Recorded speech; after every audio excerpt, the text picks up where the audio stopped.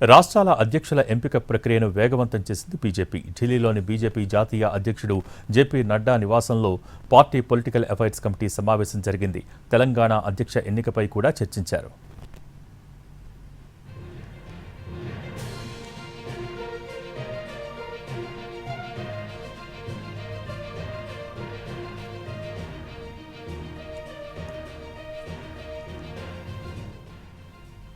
BJP కొత్త సారథి ఎవరు అన్నది ఈ నెలాఖరుకు తేలిపోనుంది. కొత్త అధ్యక్షుడి ఎన్నికకు కసరత్తు ముమ్మరం చేసింది హైకమాండ్. ఇప్పటికే బీజేపీ జాతీయ అధ్యక్షుడి ఎన్నిక పూర్తి కావాల్సింది. కానీ కొన్ని కారణాల వల్ల ఎన్నిక ఆలస్యమైంది.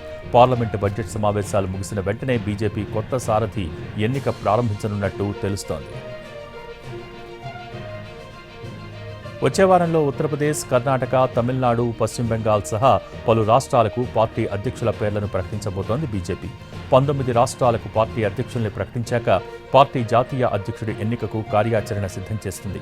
ఇప్పటికే 13 రాష్ట్రాల్లో పార్టీ సంస్థాగత ఎన్నికలు పూర్తి చేసి అధ్యక్షుల పేర్లను ఖరారు చేసింది బీజేపీ అధిష్టానం. మిగిలిన రాష్ట్రాల్లోనూ సాధ్యమైనంత త్వరగా పార్టీ చీఫ్ల ఎన్నికను పూర్తి చేసేందుకు కృషి చేస్తోంది.